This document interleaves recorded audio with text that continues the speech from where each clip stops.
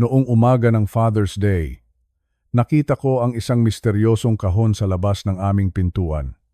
Akala ko ay sorpresa ito mula sa aking anak na si Marisol. Pero bago ko pa man ito mahawakan, biglang sumigaw ng may takot ang asawa kong si Tessie. "Wag! Manuel, wag mong bubuksan! Hindi mo ba nakikita ang mga butas na iyan?" Nanigas ako sa gulat. May naririnig kaming kakaibang kaluskos at isang mahinang sitsit mula sa loob ng karton. Alam ko na, may hindi magandang plano ang aking anak.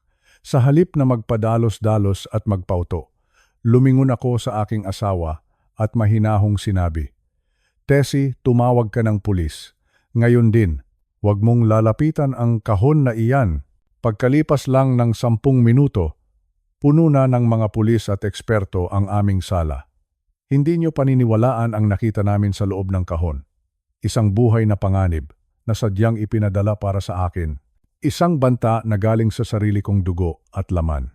Na ang tanging hangad ay makuha ang aking pera, ang aking pinaghirapan. Bago ko ituloy ang masakit na kwentong ito at kung paano ko tinapos ang pagiging ATM ng aking anak, pakisubscribe muna sa ating channel at pakisulat din sa comment section. Mula sa ang bayan o lungsod kayo nakikinig sa amin ngayon? Gusto naming malaman kung nasaan ang mga lolo at lola nating nakasubaybay. 6 na araw. 6 na araw bago dumating ang misteryosong kahon na iyon sa aming pintuan. Sariwa pa sa aking isipan ng hapong iyon, Martes ng hapon. Napakatahimik sana ng aming sala. Ang sikat ng araw ay tumatagos sa aming bintana at ang amoy ng bagong timplang kape ay bumabalot sa buong bahay. Nakaupo ako sa aking paboritong upuan, hinahawakan ng mainit na tasa. Tinitingnan ko ang aking mga palad. Ang mga palad na ito ay naging saksi sa 43 taon ng mabigat na trabaho. 20 taon doon ay ginugol ko bilang isang inhinyero sa Saudi. Mainit, mahirap, malayo sa pamilya, pero tiniis ko ang lahat para sa isang layunin. Para sa kinabukasan ni Marisol, para sa aming kaisa-isang anak. Pero ang katahimikan ng hapong iyon ay biglang nabasag. Hindi dahil sa tunog ng ulan, kundi dahil sa tunog ng isang sasakyang mabilis na huminto sa aming tapat, ang Fortuner ni Marisol. Alam ko na ang ibig sabihin nito. Kapag ganito kabilis ang pagpapatakbo niya, may kailangan siya. At palaging pera ang kailangang iyon. Pumasok siya sa bahay kasama ang kanyang asawang si Ricardo. Hindi sila nagmano. Hindi rin sila nag-abot ng kahit anong pasalubong. Ang mukha ni Marisol ay lukot, puno ng galit na hindi ko maintindihan. Si Ricardo naman, tulad ng dati, ay naglakad ng parang siya ang may-ari ng bahay. Sumandal siya ng malalim sa aming leather sofa, iyong sofa na galing pa sa ipon ko sa ibang bansa. Ngumisi siya sa akin. Isang ngisi na walang halong paggalang. "Tay, kailangan nating mag-usap," bungad ni Marisol. Walang kumusta, walang pag-aalala sa aming kalusugan. "Tungkol saan ito, anak?" Mahinahon kong tanong. Pero sa loob ko, alam ko na. Nararamdaman ko na ang bigat sa aking dibdib. Tumayo si Marisol sa tapat ko. Pinagmasdan niya ang aming magandang sala, ang mga gamit na gawa sa nara, at ang aming malawak na lupain. "Tay, naiintindihan mo ba na kailangan ko ang pera ngayon? Hindi pagkatapos mong mamatay? Bakit kailangan mo pang hintayin na mawala ka bago mo ibigay ang para sa akin?" Nabitawan ko ang aking tasa. Ang mainit na kape ay tumapon sa aming Persian rug. Ang tasa ay nabasag sa sahig na gawa sa matigas na nara. Pero mas nabasag ang puso ko sa narinig ko. Pera, mana, iyon lang ang nakikita niya sa akin. Hindi isang ama, kundi isang bangko. Isang ATM na kailangang pindutin para lumabas ang pera. "Mana?" Pag-uulit ko. "Marisol, buhay pa ako. Buhay pa ang nanay mo.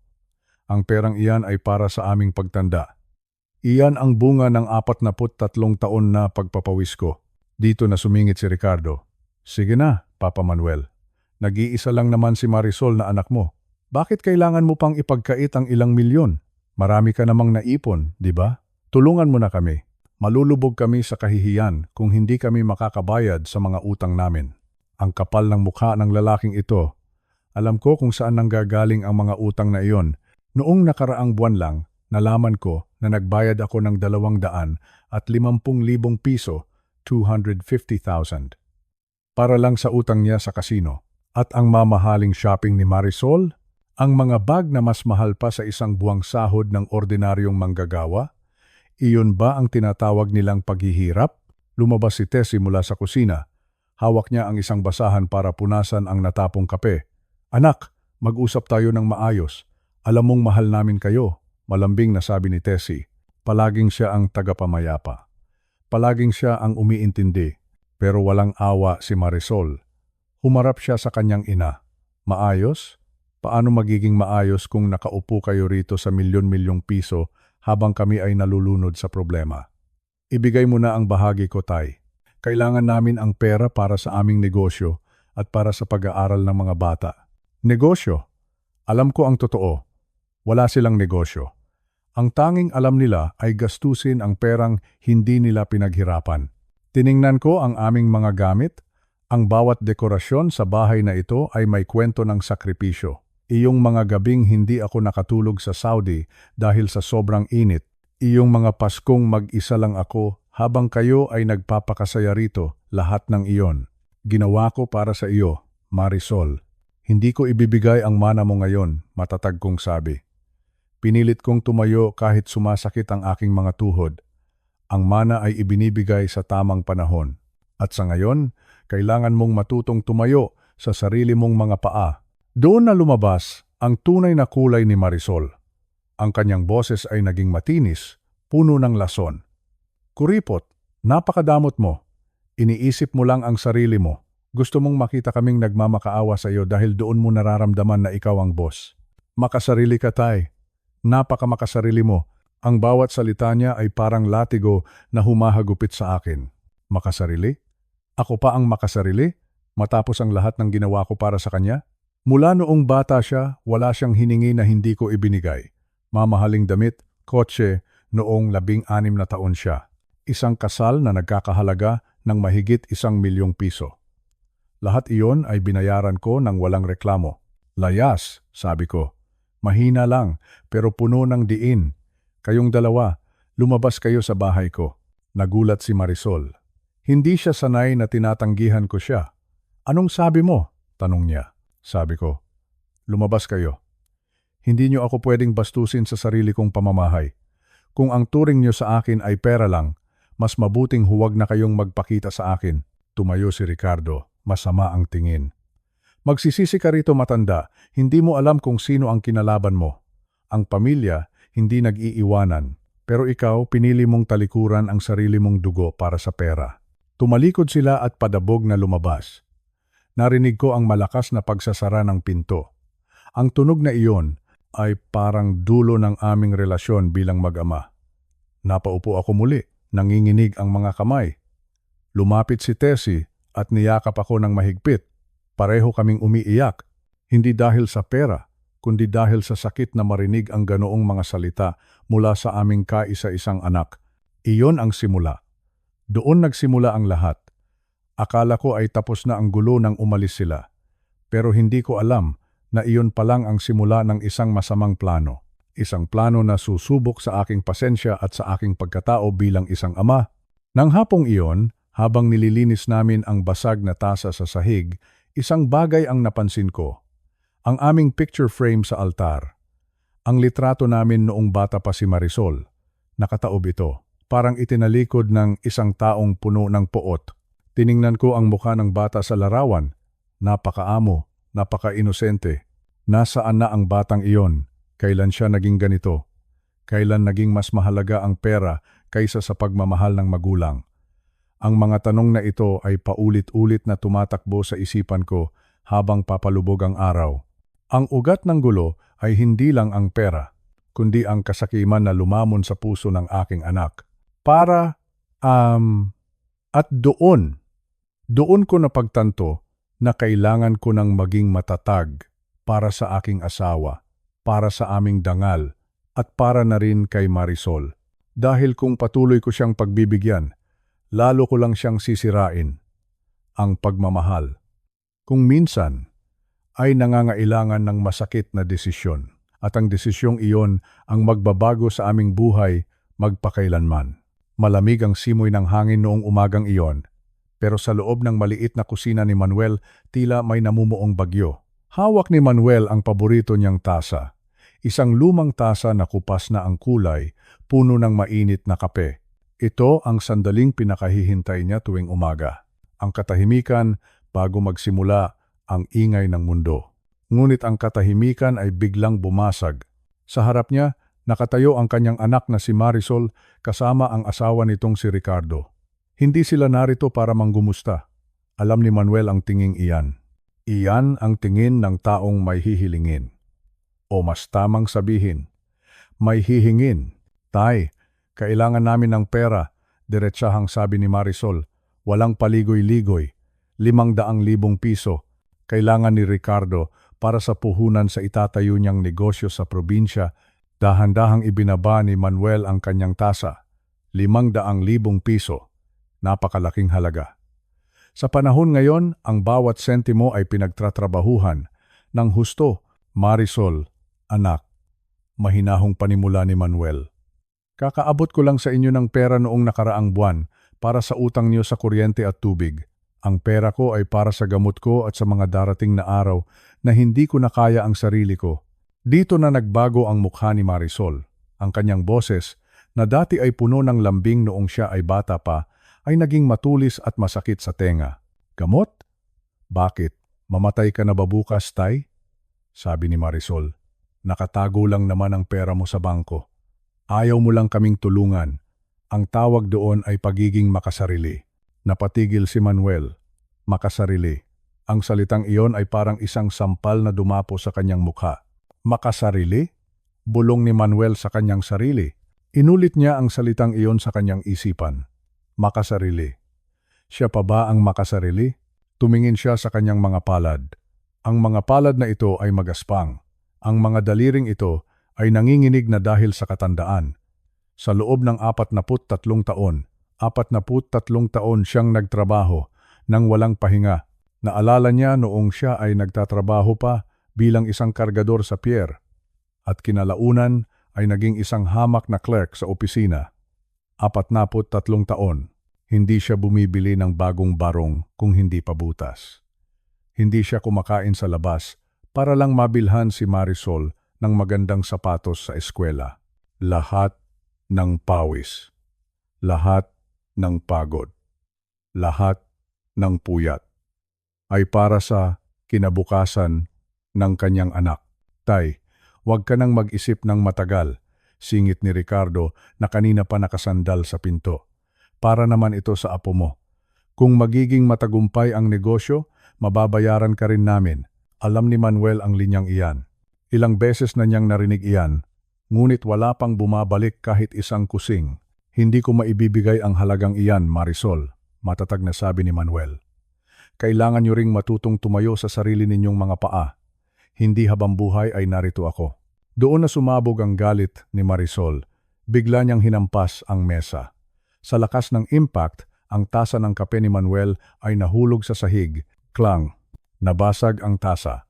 Kumalat ang itim na kape sa lumang sahig na semento. Kasabay ng pagkabasag ng seramika ay ang tila pagkabasag din ng puso ni Manuel.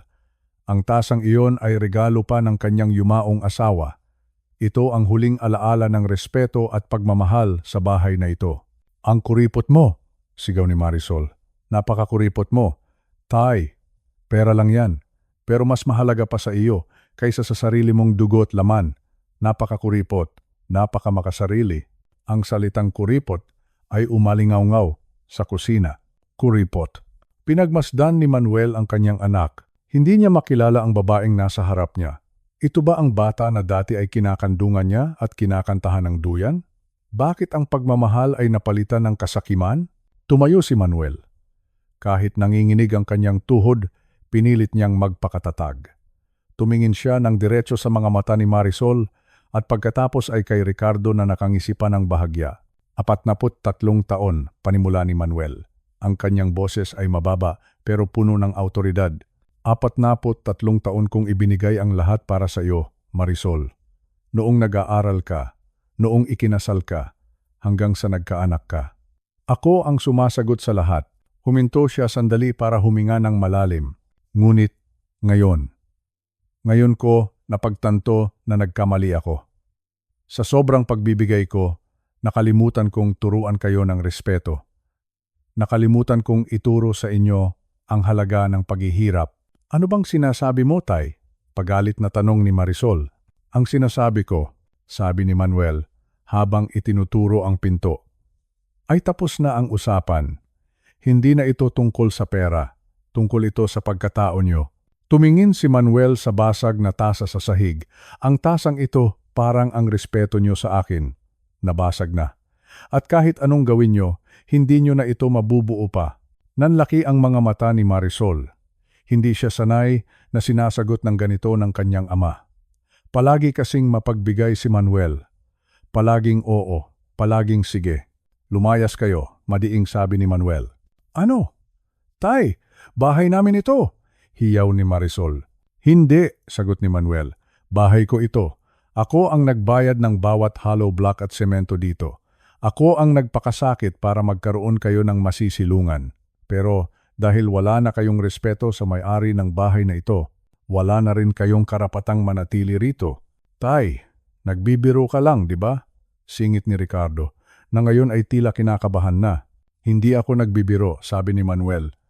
Ricardo, kuhanin mo ang mga gamit nyo, ngayon din. Ayaw ko nang makita ang mga mukha niyo hanggat hindi nyo natututunan kung paano gumalang sa magulang. Tumalikod si Manuel. Hindi niya gustong makita ang pag-iyak o ang pagmamakaawa na alam niyang kasunod nito. Masakit. Napakasakit para sa isang ama na palayasin ang sariling anak para itong pagpunit sa sarili niyang laman. Ngunit naisip niya, kung hindi niya ito gagawin ngayon, kailan pa? Hahayaan ba niyang hanggang sa huling hininga niya ay tapakan ang kanyang pagkatao? Narinig niya ang mga yabag ni Marisol at Ricardo papunta sa kanilang silid. Narinig niya ang mga kalabog ng maleta, ang mga bulong ng galit, ang mga sumbat. Nanatili lang si Manuel sa tapat ng bintana, nakatanaw sa labas. Pinapanood niya ang paggalaw ng mga dahon sa puno ng mangga na itinanim niya noong isilang si Marisol. Makalipas ang isang oras, narinig niya ang pagbukas at pagsasara ng pintuan sa harap. Tahimik na ang bahay. Muling tumingin si Manuel sa sahig. Naroon pa rin ang basag na tasa at ang natuyong kape. Dahan-dahan siyang kumuha ng walis at dustpan. Sa bawat piraso ng seramika na kanyang pinupulot, tila may bahagi ng kanyang nakaraan na itinatapon na rin niya. 43 taon. Bulong niya sa hangin. Ngayon lang siya muling nakahinga ng maluwag. Malungkot, oo, pero may dalang kapayapaan. Ang kapayapaang hindi kayang bilhin ng 500,000 piso. Sa wakas, sa loob ng sarili niyang bahay, si Manuel ay malaya na. Wala nang sisigaw, wala nang hihingi, wala nang mang-iinsulto. Kinuha niya ang isa pang tasa sa estante. Nagtimpla siyang muli ng kape. Sa pagkakataong ito, ang bawat higop niya ay lasang tagumpay. Ang tagumpay ng isang amang natutong pahalagahan ang sarili niyang dignidad, ang respeto. Kapag nabasag, ay mahirap nang mabalik, pero ang katahimikan ng loob. Iyon ang tunay na kayamanan na itatabi niya hanggang sa kanyang pagtanda. Tahimik ang buong bahay. Isang uri ng katahimikan na nakabibingi. Matapos makaalis ni Marisol at Ricardo, tila nawalan ng buhay ang bawat sulok ng tahanan na ito. Nakaupo si Manuel sa kanyang paboritong silya sa beranda habang ang kanyang asawang si Tessie ay tahimik na nagpupunas ng luha sa kanyang tabi. Si Tessie, ang butihing asawa ni Manuel. Kanina pa siya walang kibo. Ang tanging naririnig sa kanya ay ang mahinang hikbi at ang paghinga na puno ng bigat. Alam ni Manuel ang nararamdaman nito. Ang sakit na idinulot ng kanilang anak na si Marisol ay hindi basta-basta maghihilom. Manuel, tawag ni Tessie. Mahina ang kanyang boses. Paano na ang mga apo natin? Paano na sina Angel at Junior? Hindi nakasagot si Manuel. Tumingin lang siya sa malayo. Sa isip niya, paulit-ulit na bumabalik ang mga salita ni Marisol kanina. Ang tawaging kuripot at makasarili sa loob ng sarili mong bahay. Napakasakit, napakasakit. Biglang tumunog ang cellphone ni Manuel sa ibabaw ng mesa. Isang tunog ng mensahe. Sa panahong ito, ang bawat tunog ng telepono ay nagbibigay ng kaba sa kanyang dibdib. Dahan-dahan niyang kinuha ang telepono. Malabo na ang kanyang paningin, kaya isinuot muna niya ang kanyang salamin. Ang mensahe ay galing kay Marisol. Binasa ni Manuel ang bawat salita. Sa bawat letra, tila may tumutusok na karayom sa kanyang puso. Sabi ni Marisol sa mensahe, kung hindi raw sila magbibigay ng 500,000 piso, huwag na raw silang aasa na makikita pa ang kanilang mga apo. Hinding-hindi nyo na makikita sina Angel at Junior, ang sabi sa text. Kalimutan nyo nang may mga apo kayo, dahil para sa amin, patay na kayo. Nabitawan ni Manuel ang kanyang telepono. Sandata. Ginamit ni Marisol ang sarili niyang mga anak bilang sandata. Ano ang sabi, Manuel? Tanong ni Tessie na puno ng kaba. Anong sabi ng anak mo? Hindi agad nakapagsalita si Manuel. Huminga siya ng malalim. Gusto niyang itago ang sakit, pero paano mo itatago ang isang katotohanang ganito kapait? Sabi niya. Panimula ni Manuel. Huminto siya. Sabi niya, hindi na natin makikita ang mga bata kapalit ng pera.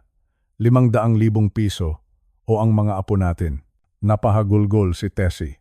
Ang kanyang mga kamay ay nanginginig habang nakahawak sa kanyang dibdib. Diyos ko, bulong ni Tessie. Bakit umabot sa ganito? Ang mga apo natin. Ang mga bata.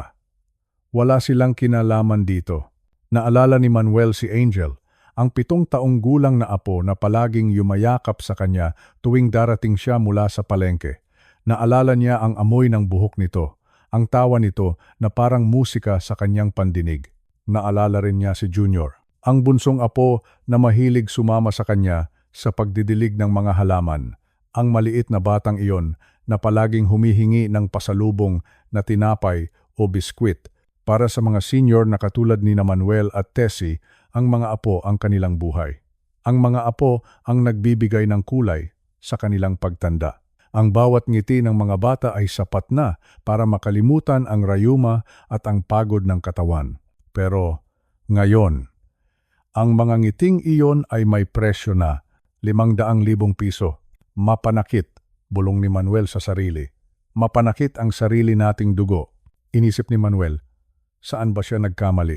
Sa loob ng 43 taon, wala siyang ibang ginawa kundi ang magtrabaho.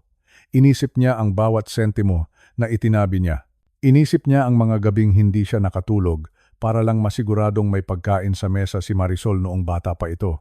At ngayon, ang lahat ng paghihirap na iyon ay nauwi sa isang pananakot, isang blackmail.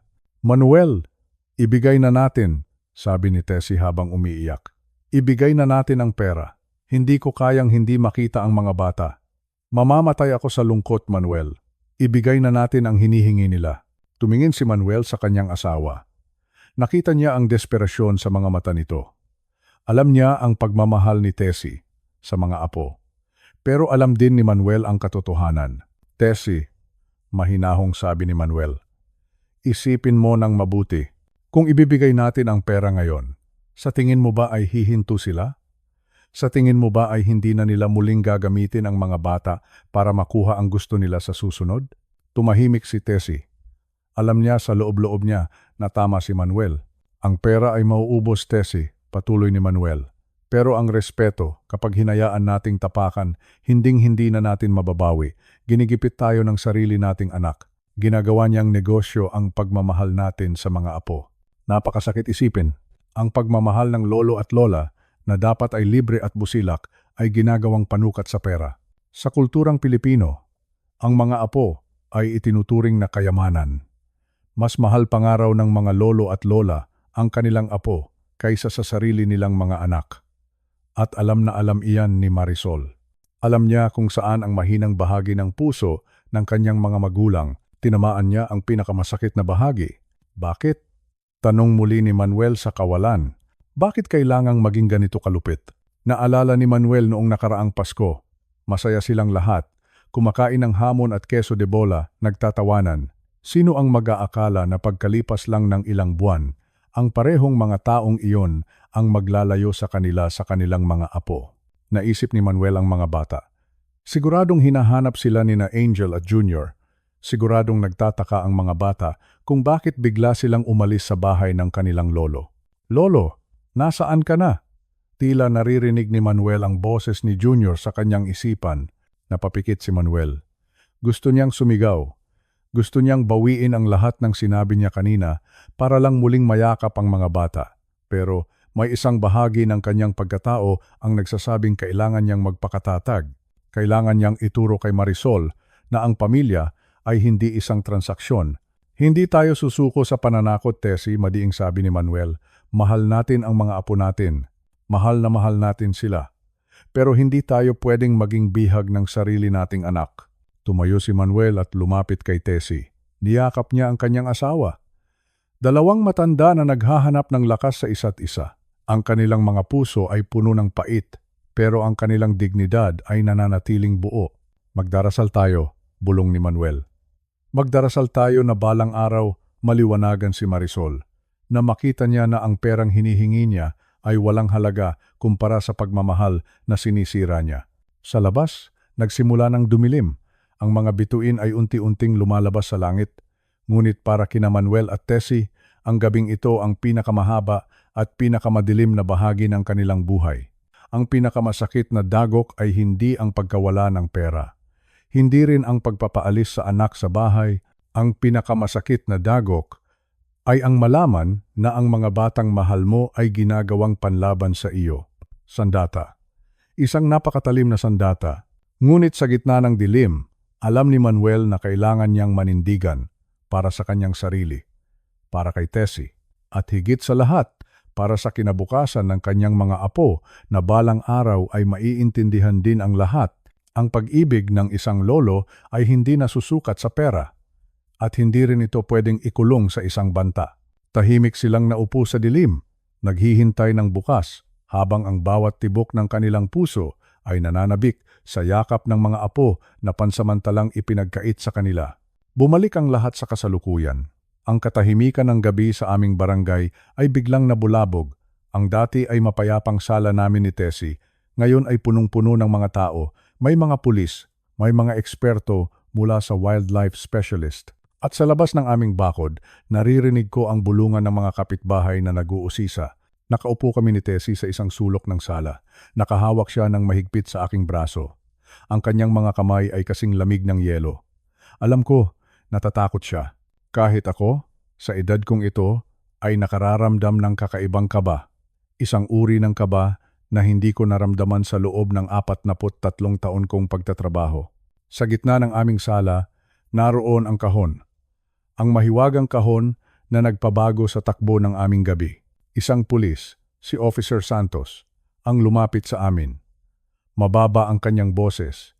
Tila ayaw niyang mabulabog kung anuman ang nasa loob ng kahon na iyon. Sabi niya sa amin, "Kailangan naming manatiling kalmado." Sabi niya, "Nandito na ang mga eksperto para siguruhin ang aming kaligtasan." Kaligtasan. Isang salita na tila napakalayo sa nararamdaman ko ngayon. Pinapanood ko ang dalawang lalaking nakauniforme ng pang-wildlife. May dala silang mga gamit na ngayon ko lang nakita sa buong buhay ko. May mahahabang panungkit, may makakapal na guwantes, at may suot silang proteksyon sa kanilang mga mukha. May buhay sa loob, Mang Manuel. Bulong ng isa sa mga eksperto, buhay. Inulit ko ang salitang iyon sa aking isipan. Buhay. May isang nilalang na humihinga sa loob ng kahon na iyon. Isang nilalang na hindi namin alam kung ano. Narinig ko ang isang mahinang kaluskos. Krrr, krrr. Isang tunog na tila kuko na kumakamot sa karton. Pagkatapos ay isang mahinang singasing. Hindi ito tunog ng pusa. Hindi rin ito tunog ng aso. Ito ay tunog ng isang bagay na mabangis. Isang bagay na panganib. Diyos ko, Manuel, bulong ni Tessie sa aking tabi. Sino ang gagawa nito sa atin? Bakit may nagpadala ng ganyang bagay sa bahay natin? Iyon din ang tanong na bumabagabag sa akin. Sino? Sino ang may galit sa dalawang matanda na wala namang ginagawa kundi ang mamuhay ng tahimik? Naalala ko ang mukha ni Marisol. Naalala ko ang kanyang huling mensahe sa akin, ang banta niya tungkol sa aming mga apo. Ang kanyang galit dahil sa 500,000 piso na hindi ko na ibigay. Pera. Lahat ay dahil sa pera. Nagtanong ako sa aking sarili, kaya ba itong gawin ng sarili kong anak? Kaya ba ni Marisol na magpadala ng panganib sa sarili niyang mga magulang? Gusto kong isipin na hindi. Gusto kong maniwala na may kaunti pa siyang pagmamahal na natitira sa kanyang puso. Pero sa mundo nating ito, ang pera ay nakabubulag. Ang pera ay nakalalason, lumalason sa isipan, lumalason sa pagkatao. Mang Manuel, dahan-dahan kaming lalapit, sabi ni Officer Santos. Huwag kayong kikilos ng bigla, tumango lang ako. Pinagmasdan ko ang bawat galaw ng mga eksperto. Maingat nilang inilagay ang isang thermal scanner sa tapat ng kahon. Nakita ko ang screen ng kanilang aparato. May kulay pula at kahel na hugis sa loob, isang hugis na mahaba at tila nakapulupot. Ito ay isang malaking uri ng hayop, sabi ng eksperto. Malamang ay isang reptilya, isang ahas o marahil ay isang monitor lizard, isang bayawak. Naramdaman ko ang paghina ng aking tuhod, isang ahas sa loob ng aming bahay. Isang buhay na panganib na nakatago sa isang simpleng karton. Naisip ko, paano kung binuksan ko ito nang mag-isa kanina? Paano kung hindi ako naging maingat? Baka sa oras na ito, wala na ako. Baka sa oras na ito, nakaburol na ako. Isang malupit na paraan para tapusin ang buhay ng isang ama. Isang napakalupit na paraan. Tumingin ako sa paligid ng aming sala. Ang bawat dekorasyon dito ay may kwento, ang mga lumang litrato sa dingding, ang aming wedding photo ni Tessie na medyo kupas na, ang unang sapatos ni Marisol na nakalagay sa isang glass case. Ang lahat ng ito ay simbolo ng aming pagmamahal. At ngayon, ang lahat ng pagmamahal na iyon ay tila nadungisan ng takot. Handa na ang lahat, sabi ng wildlife specialist. Hawak na niya ang pangbukas sa karton. Ang lahat ng tao sa sala ay tila huminto sa paghinga. Kahit ang mga pulis ay humawak na sa kanilang mga holster, handa sa anumang mangyayari. Katahimikan, isang nakabibinging katahimikan ang bumalot sa amin. Ang tanging naririnig ko na lamang ay ang tibok ng sarili kong puso. Tugdug, tugdug. Sino Manuel? Muling tanong ni Tessie. Ang kanyang boses ay nanginginig sa takot at pagtataka. Sino ang may ganitong uri ng kasamaan sa katawan? Hindi ko siya sinagot. Hindi ko rin alam ang sagot. Ang alam ko lang, sa loob ng 43 taon, sinikap kong maging mabuting tao. Sinikap kong huwag makatapak ng kapwa. Pero bakit sa dulo ng aking buhay, ito ang igaganti sa akin ng tadhana? O ito ba ay ganti ng isang anak na nagtanim ng puot? Puot. Isang salita na nakasisira ng pamilya. Isang mabilis na galaw ang ginawa ng eksperto. Sinimulan niyang gupitin ang tape na nakabalot sa kahon. Ang tunog ng gunting sa karton ay parang kuryenteng gumagapang sa aking likuran. Ish, ha-ka-ka, ish, ha-ha-ka-ka. Unti-unti, bumukas ang mga flap ng karton. Nakita ko ang dulo ng isang buntot, kaliskis. Maitim na kaliskis na kumikinang sa ilalim ng ilaw ng aming sala. Hindi nga ito biro. Hindi ito panaginip. Ito ay isang buhay na panganib. Isang banta na ipinadala mismo sa aming pintuan. Napapikit ako ng mariin. Nagdasal ako ng tahimik. Panginoon, gabayan niyo po kami. Huwag niyo pong hayaang magtagumpay ang kasamaan sa loob ng aming tahanan. Sa bawat segundong lumilipas, ang kaba ay lalong tumitindi. Ang pagtataka ay nagiging galit. Ang galit ay nagiging lungkot. Lungkot. Dahil sa edad naming ito ni Tessie, dapat ay nag-enjoy kami sa aming retirement. Dapat ay naglalaro kami sa aming mga apo. Dapat ay nagtatanim kami ng mga bulaklak sa aming hardin. Pero heto kami, nakaharap sa isang panganib na hindi namin maintindihan. Naghihintay kung anong klaseng halimaw ang lalabas mula sa kahon na iyon. At mas higit pa sa takot sa hayop ay ang takot sa katotohanan, ang katotohanan na baka ang taong pinakamamahal namin ang siyang nagnanais na mawala kami sa mundong ito. Ayan na, sabi ng pulis. Lahat kami ay napatingin. Ang takip ng kahon ay tuluyan ng bumukas. Ang hangin sa loob ng aming sala ay tila naging mas mabigat. Ang amoy ng kape na itinimpla ko kanina ay napalitan ng isang malansang amoy. Amoy ng hayop, amoy ng panganib. At sa sandaling iyon, alam ko na ang gabi na ito ay hindi pa natatapos. Ito ay simula pa lamang ng isang mas malaking laban. Hindi lang laban para sa aming buhay, kundi laban para sa aming pamilya. Sino ang nagpadala nito? Malalaman din natin. Ang bawat lihim, gaano man kalalim ang pagkabaon, ay palaging lumalabas sa huli. At ang bawat kasamaan may katumbas na pananagutan. Nanatili akong nakatayo, matatag sa tabi ni Tessie, habang ang mga eksperto ay dahan-dahang inilalabas ang panganib mula sa aming sala.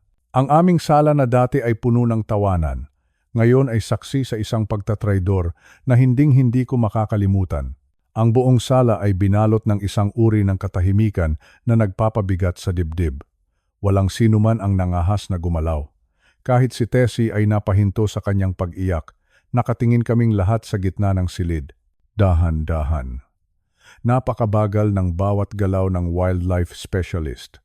Hawak niya ang isang mahabang panungkit. Gamit ang kanyang kasanayan, dahan-dahan niyang inangat ang takip ng karton.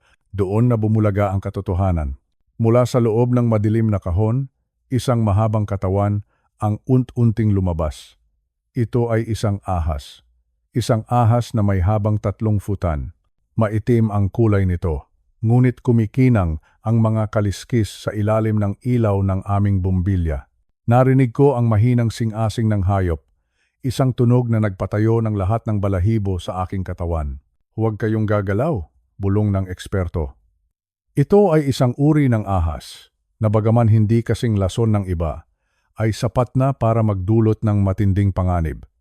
Lalo na sa mga may mahinang puso. Mahinang puso.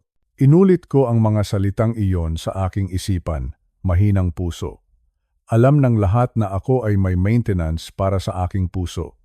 Alam ng lahat na hindi ako pwedeng mabigla o matakot ng husto. Habang maingat na inilalagay ng mga eksperto ang ahas sa isang ligtas na lalagyan, nanatili akong nakatitig sa bakanteng kahon. Sino? Sino ang gagawa nito? Sino ang magpapadala ng isang buhay na banta sa loob ng aking sariling tahanan? Lumapit si Officer Santos sa akin. May hawak siyang isang maliit na papel na nakuha niya sa gilid ng kahon. Isa itong resibo. Pero hindi basta resibo. Ito ay isang online purchase record. Mang Manuel, tawag ng pulis sa akin. May nakita kaming impormasyon. Ang order na ito ay binayaran gamit ang isang credit card. At ang pangalan sa card, hindi na tinuloy ng pulis ang kanyang sasabihin. Iniabot niya sa akin ang papel. Kinuha ko ang aking salamin. Nanginginig ang aking mga kamay. Binasa ko ang pangalan na nakasulat sa ilalim ng kabuuan ng bayad, 5,000 piso. Iyon ang halaga ng ahas. At ang pangalang nakasulat, Manuel Salvador. Napatigil ako, Manuel Salvador, pangalan ko iyon. Pero kailanman ay hindi ako bumili ng kahit anong hayop sa internet. Ni hindi ko alam kung paano gawin iyon. Dali-dali kong kinuha ang aking cellphone, binuksan ko ang aking mobile banking app para tingnan ang aking credit card statement. At doon ko nakita ang katotohanan na mas masakit pa sa kagat ng anumang ahas sa mundo. May mga transaksyon noong nakaraang linggo. Isang bayad para sa isang pet shop, isang bayad para sa courier service. At ang lahat ng ito ay ginawa gamit ang aking account. Naalala ko. Noong nakaraang buwan, hiniram ni Marisol ang aking cellphone. Sabi niya, may itatama lang daw siya sa kanyang mga settings.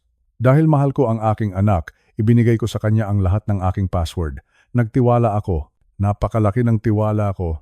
Pero ang tiwalang iyon ay ginamit niya para saksakin ako sa likod. Ginamit niya ang sarili kong pera para bumili ng isang nilalang na pwedeng pumatay sa akin. Manuel, ano yan? Tanong ni Tessie na lumapit na rin sa akin. Hindi ko agad maibuka ang aking bibig. Parang may nakabara sa aking lalamunan. Ipinakita ko sa kanya ang screen ng aking cellphone. Si Marisol. Mahina kong sabi. Si Marisol ang bumili ng ahas. Napahawak si Tessie sa mesa para hindi siya matumba. Hindi totoo iyan, Manuel. Anak natin siya. Paano niya magagawa ang ganito? Tumingin ako sa petsa ng delivery. Ngayon ang araw na ito. At bukas. Bukas ay Father's Day. Father's Day. Isang araw na dapat ay puno ng pasasalamat at pagmamahal. Isang araw kung saan pinararangalan ang mga ama na nagpakasakit para sa kanilang pamilya. At ito ang regalo ni Marisol para sa akin. Isang ahas. Isang buhay na panganib para takutin ako. Para marahil ay atakehin ako sa puso sa sobrang takot, para makuha na nila ang lahat ng ari-arian ko. Masakit, napakasakit, traidor. Isang malaking pagtatraidor. Inulit-ulit ko ang salitang iyon sa aking isipan. Traidor. Ang sarili kong dugo at laman ay nagbalak ng masama laban sa akin pagkatapos ng 43 taon na pagpapakahirap ko sa trabaho. Ito ang isusukli niya. Naalala ko noong maliit pa si Marisol. Ako ang nagtuturo sa kanya maglakad. Ako ang nagpupuyat tuwing may lagnat siya. Ang bawat sentimo na kinita ko ay inilaan ko para sa kanyang kinabukasan. Pero ang kinabukasang binuo ko para sa kanya ay ginamit niya para wasakin ang aking kasalukuyan. Officer, tawag ko sa pulis. Ang boses ko ngayon ay matigas na. Wala na ang takot. Ang pumalit ay isang malalim at malamig na galit. Mang Manuel, ano po ang balak nyo? Tanong ni Officer Santos. Ilista nyo ang lahat, sabi ko. Isulat nyo sa inyong report na ang lahat ng ebidensya ay itinuturo ang aking anak na si Marisol. Ginamit niya ang aking pera. Ginamit niya ang aking pagkakakilanlan. At higit sa lahat, nagpadala siya ng banta sa aming buhay. Manuel, sigaw ni Tessie, anak natin siya. Gusto mo ba siyang ipakulong? Tumingin ako kay Tessie. Nakita ko ang luha sa kanyang mga mata. Pero tumingin din ako sa lalagyan kung nasaan ang ahas. Tessie, sabi ko ng may kapaitan. Ang ahas na iyan ay hindi lang basta hayop. Ang ahas na iyan ay simbolo ng puso ng anak mo. Kung hahayaan nating lumipas ito sa susunod, baka hindi na tayo magising. Huminto ako para huminga ng malalim. Ang sakit sa aking dibdib ay hindi dahil sa sakit sa puso. Ito ay dahil sa pusong nadurog ng sariling anak. Father's Day. Bulong ko sa sarili. Isang mapait na ngiti ang sumilay sa aking mga labi. Ito ang pinakahindi malilimutang Father's Day sa buong buhay ko. Ang araw kung kailan ko natuklasan na ang tunay na ahas ay hindi ang nasa loob ng kahon. Ang tunay na ahas ay ang taong pinagkatiwalaan mo, minahal mo, at binigyan mo ng lahat. Ngunit handa kang tuklawin kapag hindi mo na naibigay ang gusto niya. Ituloy niyo ang investigasyon, sabi ko sa pulis. Gawin niyo ang dapat gawin ayon sa batas. Wala na akong anak na nagngangalang Marisol. Pagkasabi ko noon, tila may gumuho sa loob ng aming sala. Ang katahimikan ay bumalik. Pero sa pagkakataong ito ay katahimikan ng isang pagwawakas. Wala nang atrasan. Pinanood ko ang mga pulis habang kinukuha ang mga ebidensya. Pinanood ko ang pag-alis ng wildlife specialist, dala ang ahas. Nanatili akong nakatayo sa gitna ng sala. Sa edad kong 65, akala ko ay nakita ko na ang lahat ng uri ng kasamaan sa mundo. Nagkamali ako. Ang pinakamasakit na kasamaan ay iyong nanggagaling sa loob ng iyong sariling tahanan. Pera. 500,000 piso. Iyon lang ba ang halaga ng buhay ko para sa kanya? Iyon lang ba ang halaga ng 43 taon kong pagmamahal? Manuel, tawag muli ni Tessie habang hawak ang aking kamay. Huwag kang mag-alala, Tessie, sabi ko sa kanya. Tapos na ang pagiging mahina natin. Kung itinuring niya tayong kaaway, tatanggapin ko ang hamon.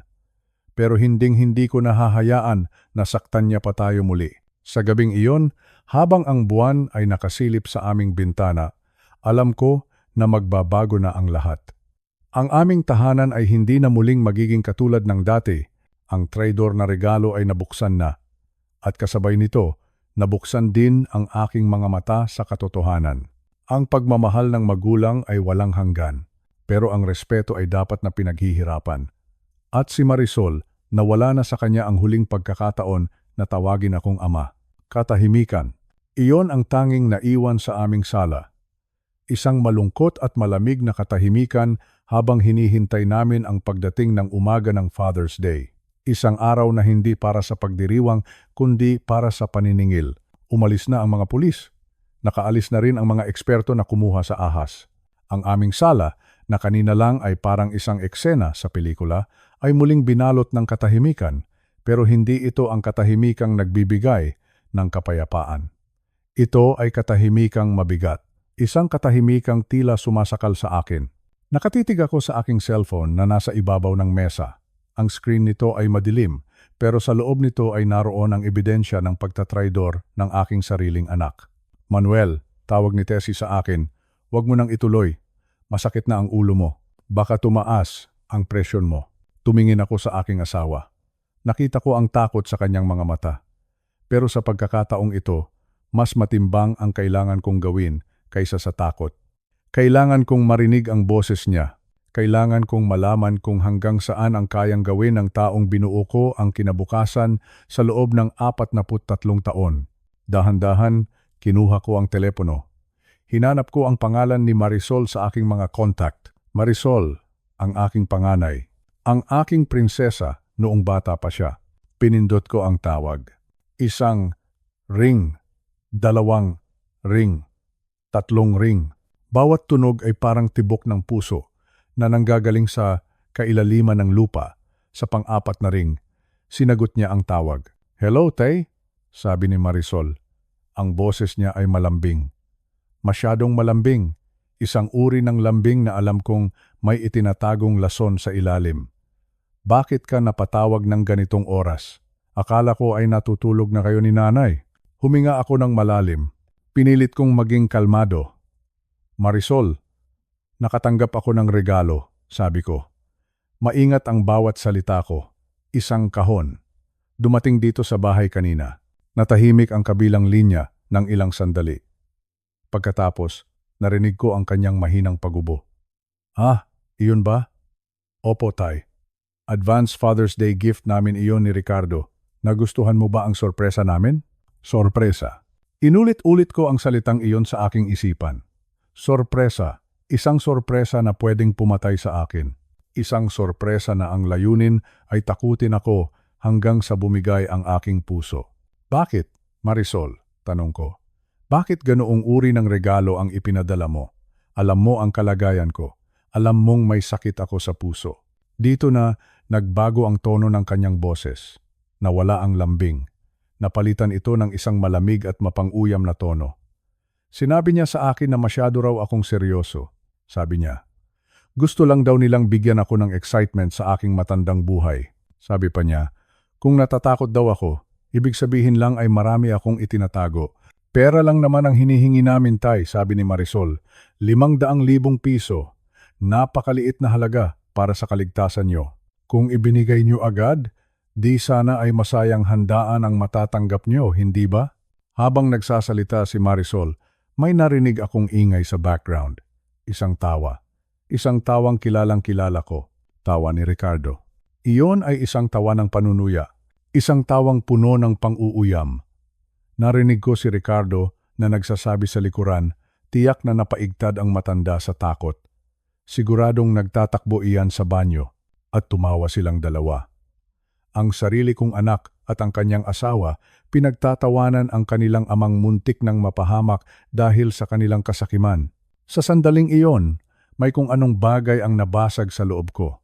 Hindi ito ang tasa ng kape. Hindi ito ang salamin sa dingding. Ito ay ang huling hibla ng pagtitimpi na mayroon ako bilang isang magulang, panunuya. Ganyan na ba ang tingin nila sa akin? Isang laruan? Isang bangko na pwedeng pigaan ng pera? At kapag tumanggi, ay pwedeng takutin at pagtawanan? "Marisol," sabi ko. Ang boses ko ngayon ay hindi na nanginginig. Ito ay tuyo at matigas na parang bato. Naririnig ko ang asawa mo. Naririnig ko ang tawa nyo. "Oh, bakit, Tay?" Sagot ni Marisol na tila nagmamaang-maangan pa rin. "Bawal na bang magsaya? Father's Day naman bukas, ha? Dapat ay matuto kang makisama." Makisama. Inulit ko ang salita, makisama. Ang pakikisama ba para sa kanila ay ang pagtanggap ng insulto at panganib ng nakangiti? "Salamat sa regalo, Marisol," sabi ko. "Salamat dahil ngayong gabi, tuluyan mo nang ipinakita sa akin kung sino ka talaga. Salamat dahil ginising mo ang loob ko." "Ano bang sinasabi mo, Tay?" tanong niya, na tila naiirita na. "Ibigay mo na lang ang pera bukas. Pupunta kami diyan ni Ricardo. Gusto naming makuha ang tseke para matapos na ang usapang ito." "Sige," sagot ko. "Pumunta kayo rito. Magkita-kita tayo rito sa sala kung saan nyo ipinadala ang inyong sorpresa." "Mabuti naman at natauhan ka na, Tay," sabi ni Marisol bago niya ibaba ang telepono. Pagkatapos ng tawag, ibinaba ko ang cellphone sa mesa. Napatingin ako sa aking mga kamay. Nanginginig pa rin ang mga ito, pero hindi na dahil sa takot, kundi dahil sa galit. Isang matuwid na galit. Leksyon. Iyon ang salitang umalingaw-ngaw sa aking isipan. Leksyon. Kailangan nilang matuto. Kailangan nilang malaman na ang pagiging magulang ay hindi nangangahulugang magiging biktima kahabang buhay. Kailangan nilang malaman na ang bawat sakripisyo ko sa loob ng 43 taon ay may katapat na dignidad. Hindi ko sila pinalaki para maging mga halimaw. Pero kung naging halimaw man sila, ako ang may responsibilidad na pigilan sila. Manuel, anong balak mo? Tanong ni Tessie. Bakas sa kanyang mukha ang pag-aalala. Sabi mo ay papupuntahin mo sila rito bukas? Ibibigay mo ba talaga ang pera? Tumingin ako sa labas ng bintana. Madilim pa rin ang langit, pero alam ko na ang umaga ay darating din. Isang umagang magdadala ng pagbabago. Hindi ko ibibigay ang pera, Tessie, sagot ko nang may katiyakan. Ibibigay ko sa kanila ang nararapat para sa kanila. Ibibigay ko sa kanila ang katotohanan. Naalala ko ang bawat oras na nagtrabaho ako sa ilalim ng init ng araw, ang bawat sentimong pinaghirapan ko para sa pag-aaral ni Marisol. Ang lahat ng iyon ay binalewala niya dahil lang sa 500,000 piso. Mas mahalaga pa ang pera kaysa sa buhay ng amang nagbigay sa kanya ng lahat. Ngayon, naintindihan ko na. Ang panunuya nila sa akin ay ang huling piraso ng puzzle. Wala na silang respeto, wala na silang pagmamahal. Ang tanging nakikita nila sa akin ay isang sagabal sa gusto nilang makuha. Leksyon, bulong ko muli. Isang leksyong hinding-hindi nila malilimutan. Isang leksyong magtuturo sa kanila na ang mga matanda, bagaman mahina ang katawan, ay mayroon pa ring lakas ng loob na ipaglaban ang tama, hustisya. Iyon ang susunod na hakbang. Hindi hustisya ng paghihiganti, kundi hustisya ng pagtutuwid sa isang baluktot na landas. Sa gabing ito, habang nakaupo kami ni Tessie sa aming sala, alam ko na ito na ang huling gabi na magiging biktima kami. Bukas, sa mismong araw ng Father's Day, matatapos na ang kanilang laro. Ang tawag ni Marisol ay naging hudyat. Ang tawa ni Ricardo ang naging mitsa. Ngayon handa na ako. Tumayo ako at dahan-dahang naglakad patungo sa aking silid. Sa bawat hakbang, nararamdaman ko ang bigat ng aking desisyon. Pero kasabay nito ay ang gaan ng aking loob. Tapos na ang pagtatago.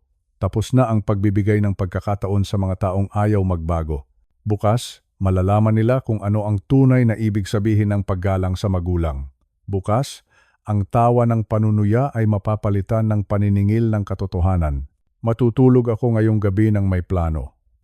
Isang planong hindi para manakit, kundi para magligtas ng kung ano pa ang natitira sa aming pamilya, kung mayroon pa nga ba. Hanggang sa muling pagtatagpo natin, Marisol, hanggang bukas, madilim na ang buong paligid. Ang tanging nagbibigay ng liwanag sa loob ng silid ni Manuel ay ang malamlam na ilaw mula sa screen ng kanyang computer. Nakaupo siya ng matuwid. Ang kanyang mga balikat, na tila pasan ang buong mundo kanina, ay ngayon ay tila naninigas sa isang matinding desisyon. Sa tabi niya, si Tessie ay mahimbing na ang tulog. O marahil ay nagtutulog-tulugan lamang dahil sa sobrang pagod ng damdamin. Ramdam ni Manuel ang bawat tibok ng kanyang puso. Hindi na ito ang tibok ng kaba. Ito ay tibok ng paninindigan. Tumingin si Manuel sa monitor. Doon, nakabukas ang kanyang online banking account. Ang mga numero sa screen ay hindi lamang basta pera. Para kay Manuel, ang bawat piso doon ay katumbas ng pawis, puyat at sakripisyo sa loob ng 43 taon. 43 taon. Inulit niya ang mga salitang iyon sa kanyang isipan. 43 taon siyang naging alipin ng kanyang trabaho para lang masiguradong walang kakulangan ang kanyang pamilya. Pero ang lahat ng iyon, ang lahat ng pagpapahalaga niya, ay tila naging abo sa isang iglap dahil sa kasakiman ni Marisol. Panahon na, bulong ni Manuel sa sarili. Panahon na para bawiin ang respeto na kinuha nila sa akin. Dahan-dahan niyang iginalaw ang mouse. Ang unang listahan sa kanyang harapan ay ang mga supplementary credit cards. Naroon ang pangalan ni Marisol. Naroon din ang pangalan ni Ricardo. Sa loob ng maraming taon, ang mga card na ito ang naging daluyan ng kanilang luho. Kumakain sa mamahaling restaurant, bumibili ng mga gamit na hindi naman kailangan, at lahat ng iyon, si Manuel ang nagbabayad. Pinindot ni Manuel ang button na deactivate. Isang click, Sa isang simpleng pagpindot, ang kapangyarihan ni Marisol na gamitin ang pera ni Manuel ay nawala. Wala na. Tapos na. Kanselado, sabi ni Manuel. Ang salitang iyon ay may bigat. Kanselado. Hindi siya tumigil doon. Sunod niyang tiningnan ang mga monthly allowance. Buwan-buwan. Automatikong may pumapasok na 50,000 piso sa account ni Marisol. Ito ang perang ginagamit nila para sa kanilang pang-araw-araw na gastos. Isang tulong na ibinigay ni Manuel dahil akala niya ay nahihirapan ang kanyang anak. Pero ngayon, napagtanto niya na ang tulong na ito ay hindi na naging biyaya. Ito ay naging lason. Naging dahilan para maging tamad at walang galang si Marisol. Pinindot muli ni Manuel ang mouse. Inalis niya ang automatic transfer. Wala ng allowance. Wala ng perang darating ng walang paghihirap. Naisip ni Manuel ang mukha ni Marisol. Kapag nalaman ito na wala ng laman ang kanyang account, siguradong magagalit ito. Siguradong susumbatan siya nito. Pero sa pagkakataong ito, hindi na natatakot si Manuel. Ang takot ay napalitan na ng isang malamig na katotohanan, na ang sobrang pagmamahal ay nakakasama rin pala. 30 taon. Bulong ni Manuel habang nakatitig sa screen. 30 taon na mula nang magsimulang magtrabaho si Marisol. Pero hanggang ngayon, si Manuel pa rin ang sumasagot sa halos lahat. Ang insurance ng kotse ni Ricardo, si Manuel ang nagbabayad. Ang renta ng kanilang kondo sa Makati, si Manuel din ang naglalabas ng pera. Kahit ang matrikula ng mga apo na sina Angel at Junior sa kanya rin nanggagaling. Isa-isa niyang binuksan ang mga bill payment settings. Rent of condo, unchecked. Car insurance, unchecked. Utility bills for Marisol's residence, unchecked. Sa bawat pag-alis niya ng check sa mga kahon na iyon, tila may nababawas na tinik sa kanyang dibdib. Para siyang isang tao na matagal na nalunod at ngayon lang muling nakahinga. Ateme. Iyon ang tawag sa kanya ni Ricardo, noong minsan na hindi niya sinasadyang marinig. Ang ating ATM, ang sabi ng kanyang manugang habang tumatawa. Masakit. Napakasakit isipin na sa tingin ng kanyang sariling pamilya, siya ay hindi isang ama, kundi isang makina. Isang makinang naglalabas ng pera, isang makinang walang damdamin, isang makinang pwedeng sipain kapag hindi naglabas ng cash. Ang ATM na ito ay sarado na, madiing sabi ni Manuel. Inulit niya muli. Sarado na. Pinagmasdan niya ang huling transaksyon na kanyang gagawin, ang pagpapalit ng lahat ng kanyang mga password mula sa email hanggang sa bank accounts. Tiniyak niya na walang sinuman ang makaka-access sa kanyang mga pinaghirapan. Matapos ang halos 1 oras sa harap ng computer, sumandal si Manuel sa kanyang silya. Napapikit siya. Ramdam niya ang katahimikan ng bahay, pero sa pagkakataong ito, ang katahimikan ay hindi na nakakatakot. Ito ay katahimikan ng kalayaan. Sa loob ng 30 taon ng pagpapaubaya, ngayon lang niya naramdaman na hawak niya muli ang kanyang sariling buhay. Ginawa ko ang lahat, pabulong niyang sabi. Tila kinakausap ang kanyang yumaong mga magulang. Binigyan ko siya ng lahat, pero kailangan niyang matuto. Kailangan niyang malaman na ang buhay ay hindi isang libreng sakay. Naalala niya ang banta ni Marisol tungkol sa mga apo. Alam ni Manuel na gagamitin ni Marisol ang mga bata para bawiin ang mga tulong na ito. Masakit isipin na baka hindi muna niya makita sina Angel at Junior. Pero naisip din niya, anong klaseng halimbawa ang ibibigay niya sa kanyang mga apo kung hahayaan niyang maging ganito ang kanilang ina? Kung hahayaan niyang lumaki ang mga bata na nakikitang tinatrato ng masama ang kanilang lolo? Hindi. Kailangan niyang manindigan hindi lang para sa kanyang sarili, kundi para na rin sa tamang pagpapalaki sa mga susunod na henerasyon. Ang pagputol ng tulong na ito ay hindi ganti. Ito ay isang leksyon, isang napakasakit na leksyon para sa isang anak na nakalimot sa kanyang pinagmulan. Dahan-dahan siyang tumayo mula sa kanyang upuan. Pinatay niya ang computer. Sa muling pagdilim ng silid, tila gumaan ang kanyang pakiramdam. Naglakad siya patungo sa bintana at tiningnan ang madaling araw na nagsisimula ng sumilip sa silangan. Bukas. O mamaya, paggising ng mundo, malalaman ni Marisol ang katotohanan. Malalaman niya na ang kanyang regalo na ahas ay nagbalik sa kanya sa paraang hindi niya inaasahan. Ang perang inaasahan niya para sa Father's Day? Wala na. Ang marangyang buhay na tinatamasa niya, sa likod ng pawis ng kanyang ama. Tapos na! Huminga ng malalim si Manuel. Isang malalim at payapang hininga. Maligayang Father's Day sa akin, bulong niya sa hangin. Sa unang pagkakataon, sa loob ng maraming dekada, naramdaman ni Manuel na siya ay tunay na ama. Hindi dahil sa pera, kundi dahil sa paninindigan at dignidad. Humiga siya sa tabi ni Tessie. Hinawakan niya ang kamay ng kanyang asawa. Sa gitna ng dilim, may isang maliit na ngiti na sumilay sa mga labi ni Manuel. Ngayon, handa na siyang matulog. Isang mahimbing na tulog na walang halong kaba. Dahil sa wakas, ang kapangyarihan ay nasa kanyang mga kamay na muli. At ang pintuan ng kanyang kabutihan, na matagal nang inabuso, ay tuluyan nang nagsara para sa mga taong hindi marunong magpasalamat. Tapos na ang panahon ng pagpapaubaya. Ngayon ay panahon na ng katotohanan. Sumapit ang umaga ng linggo. Ang araw na dapat sana ay puno ng pagdiriwang para sa lahat ng mga ama, Father's Day. Isang araw na dati ay puno ng tawanan at simpleng handaan sa aming bakuran, pero ang umagang ito ay iba. Ang hangin ay tila may dalang babala. Nakaupo ako sa aming sala, katabi si Tessie. Hawak ko ang aking tasa ng kape, pero hindi ko ito mainom. Nakatingin lang ako sa aming pintuan, naghihintay. Alam ko na darating sila. Hindi nga ako nagkamali. Isang malakas na busina ng sasakyan ang bumasag sa katahimikan ng aming kalye. Pagkatapos ay ang tunog ng mabilis na mga yabag sa aming semento. At ang kasunod ay ang malakas na kalabog sa aming pinto. Blag, blag, blag. Tay, buksan mo itong pinto. Manuel, alam naming niyang kayo sa loob. Boses iyon ni Marisol. Pero hindi ito ang boses ng anak na gustong bumati ng Happy Father's Day.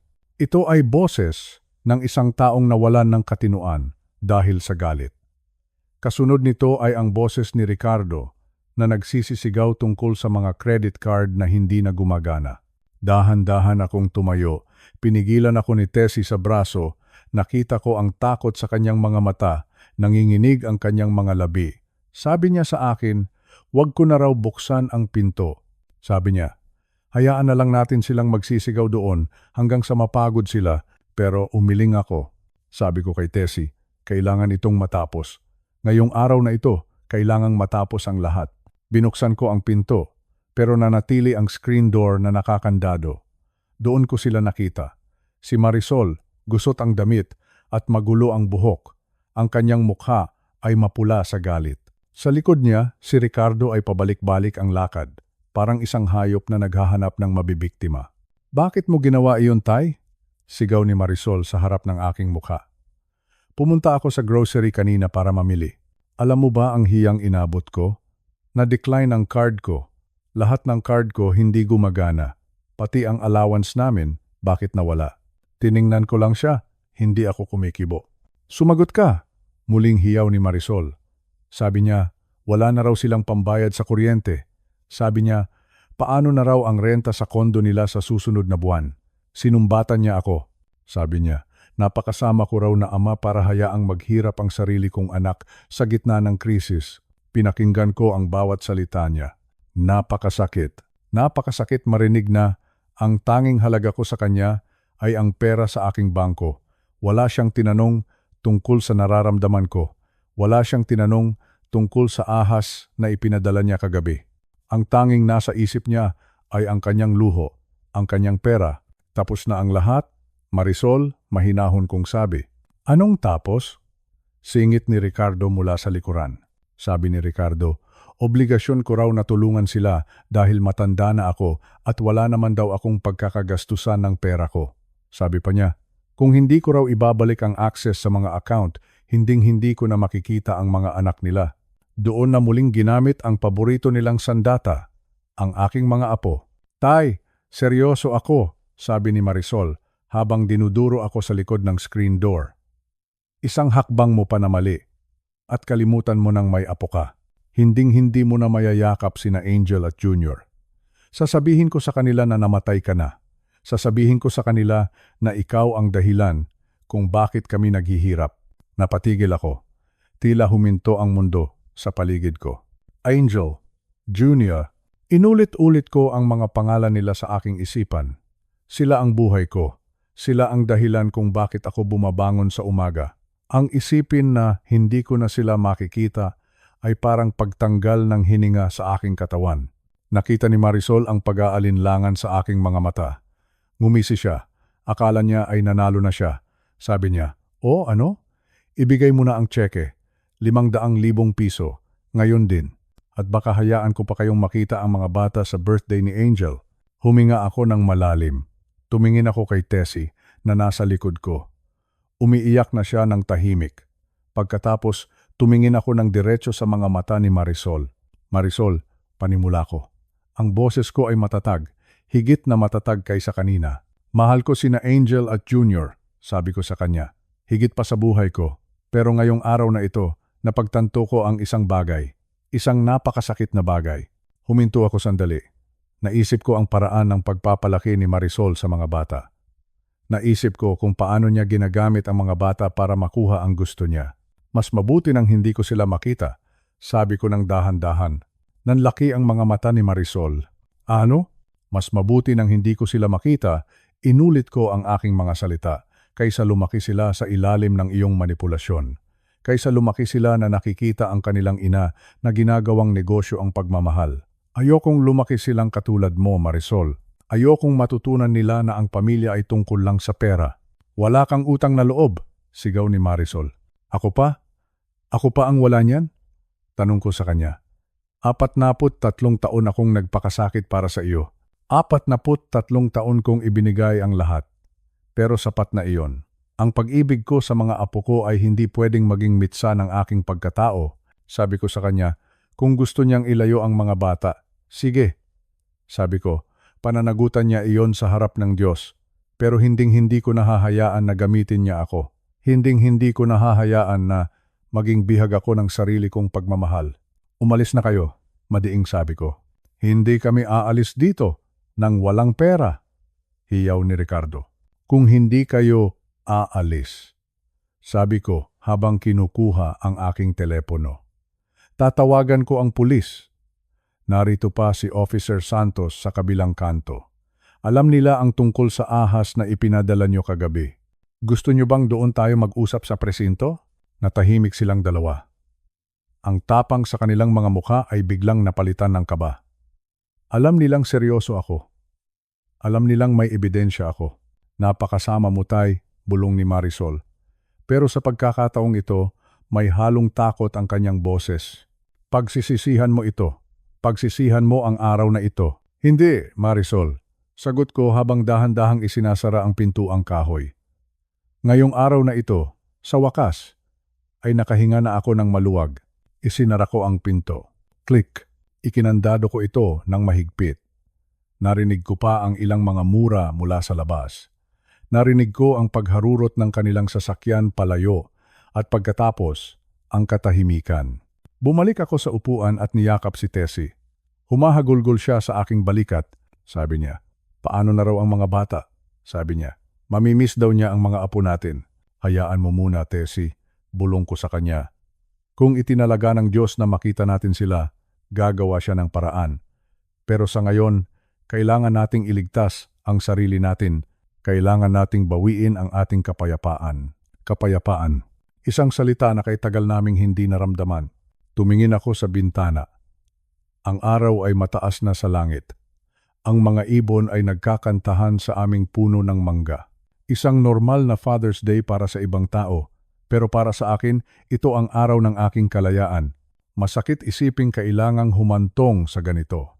Masakit isiping ang sarili mong anak ang magiging dahilan ng iyong pinakamalaking pighati. Pero sa bawat sakit, may kalakip na aral. Natutunan ko na ang paggalang ay hindi ibinibigay ng kusa dahil lang sa ikaw ay magulang. Ang paggalang ay itinuturo. At kung minsan, ang pinakamabisang paraan ng pagtuturo ay ang pagpapakita na ang iyong pagmamahal ay may hangganan at ang iyong dignidad ay walang presyo. Maligayang Father's Day sa akin, bulong ko muli sa aking sarili. Sa pagkakataong ito, may tunay na ngiti sa aking mga labi.